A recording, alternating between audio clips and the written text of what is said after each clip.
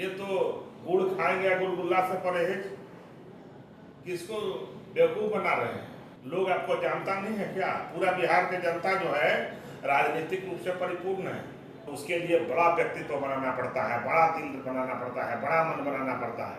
तो ये सारे लोग परिवारवादी हैं, व्यक्तिवादी हैं। ये लोग कोई राष्ट्रवादी नहीं है, अपने जातवाद का भी नहीं है, जाति का लोग भी नहीं है। नमस्कार, आप देख रहे हैं इम्पैक्ट लाइव। मैं हूं आपके साथ करुणा तिवारी। 9 तारीख को पूरा बिहार बंद था चुनाव आयोग पुनरीक्षण को लेकर, जो कि चुनाव आयोग एक प्रक्रिया कर रही है। इसको लेकर विपक्ष पूरी तरीके से सड़क पर था। उसी बीच पप्पू यादव की भी कई तरह की खबरें आई। आज पप्पू यादव ने एक बड़ा बयान दे दिया है चुनाव आयोग और बीजेपी को लेकर। बीजेपी को कहा है कि बीजेपी और आरएसएस के चपरासी है चुनाव आयोग, और भी कई अपशब्दों का प्रयोग किया गया है। बातचीत करेंगे, हमारे साथ मौजूद है बीजेपी के प्रवक्ता अरविंद सिंह। सर, जो पप्पू यादव ने एक बयान दिया है चुनाव आयोग और आरएसएस और बीजेपी को लेकर, किस प्रकार देखते हैं? देखिए, जो मानसिकता का लोग होता है, जो संस्कार और संस्कृति का लोग होता है, उसकी सोच, भाषा, व्यक्तित्व उसी टाइप का होता है। पप्पू यादव कोई शंकराचार्य थोड़े थे। पप्पू यादव सीमांचल के आतंक के रूप में जाने जाते थे। अरे इतना ही आपको भारत के संविधान पर, संवैधानिक संस्था पर अविश्वास है तो थोड़ा संसदीय से इस्तीफा देकर के इस पर बयान देते तो समझ में आता कि आप बहुत बड़े पुरुषार्थी हैं।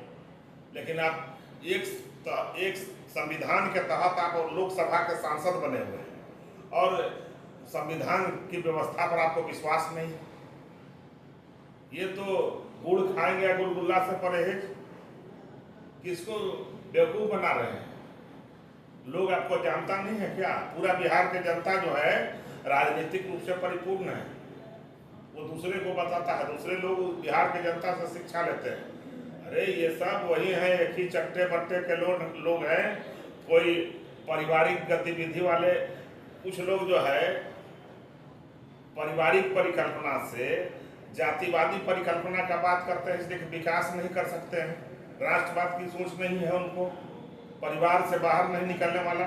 परिवारवादी लोग जातिवादी की ओर अग्रसर है। अरे आप परिवार से बाहर हटेंगे तब न जात की ओर जाएंगे, और जातिवादी लोग कभी राष्ट्रवादी नहीं हो सकते हैं।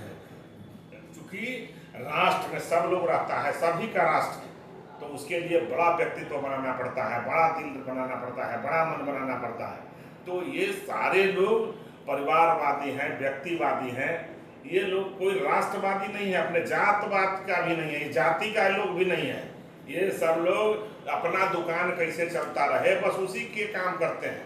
कब रोना है, कब हंसना है, ये पूरा राजनीतिक कलाकारी का हेडमास्टर है पप्पू यादव, इस टाइप के लोग। सर, जो चुनाव आयोग की पुनरीक्षण की प्रक्रिया को लेकर जो विपक्ष कह रही है कि पूरी तरीके से ये फेक है और कुछ वोटर को हमारा काटना चाहती है, जो कि हाईकोर्ट का भी, जो सुप्रीम कोर्ट का भी जो जजमेंट था वो भी आ गया है। क्या उसने जो कहा है कि अब कुछ दस्तावेजों को सम्मिलित करना चाहिए, इस पर विचार करना चाहिए, आप लोग ऐसा कुछ करेंगे?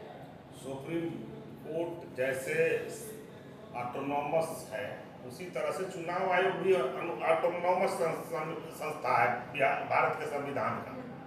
तो किसी को कोई निर्देश नहीं दे सकता है चुनाव कैसे कराना है, ये चुनाव आयोग का काम है। ये किसी के राय सलाह से थोड़े चलेगा। ये किस भाई को घर में रखना है, किस भाई को पार्टी से बाहर करना है, ये तय करने वाला थोड़े है मिल्लू। चुनाव आयोग जो भारत के हित में होगा, भारत के जनता के हित में होगा, जो संविधान के हित में होगा, वही काम करेगा। किसी से पूछ करके नहीं करेगा और किसी के दया पर नहीं करेगा। उसको कानून उतना अधिकार दिया हुआ है, संविधान में उसको अधिकार दिया हुआ है, और वो जो करता है वो सारा चीज़ जो है बहुत सोच समझ कर करता है। न्यायालय क्यों नहीं उस पर रोक लगा दिया या बैंड लगा दिया? सलाह दिया तो सुप्रीम कोर्ट को जब वो डॉक्यूमेंट्स उपलब्ध कराए और जब बताया कि इसमें इतना बने हुए हैं ऐसे, तो क्यों नहीं सुप्रीम कोर्ट ने उस पर कुछ बोल पाए?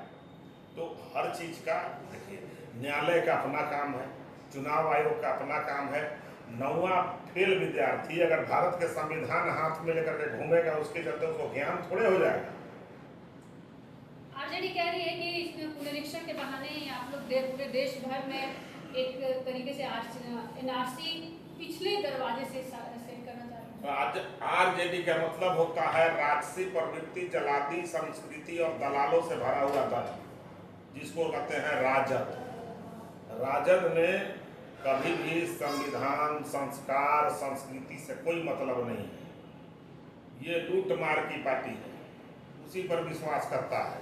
इसके राष्ट्रीय अध्यक्ष तेल लाठी घुमावन तेल पियावन रैली कराया करते थे। ये सब लोग का जो कर्तव्य है वो कोर्ट ने बता दिया है कि ये जंगल राज के स्वामी है, ये परिवारवादी पार्टी है, एक ही परिवार का सारा होना चाहिए।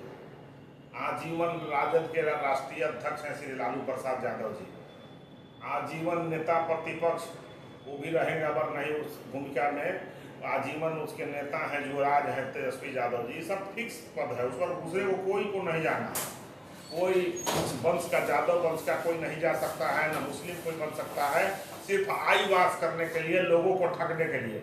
कभी एक उजेड बनता है, कभी भूरा माल साफ करता है।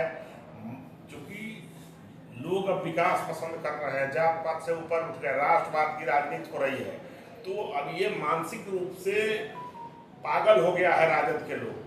तो ये लोग को अभी कोइलवर हॉस्पिटल बढ़िया से नीतीश कुमार जी खुलवा दिए हैं, उसमें अपना इलाज दिमाग का कराना चाहिए कि उनको किस भाव में, किस निर्णय में रहना चाहिए।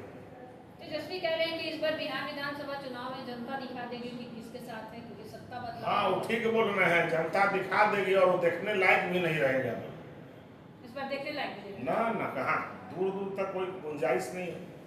चलिए देखिए, इस बार बिहार विधानसभा चुनाव है और पुनरीक्षण की प्रक्रिया अभी भी जारी है। इसमें देखने वाली बड़ी दिलचस्प होगी कि बिहार विधानसभा चुनाव में जनता किसके साथ होती है। इस खबर में इतना ही।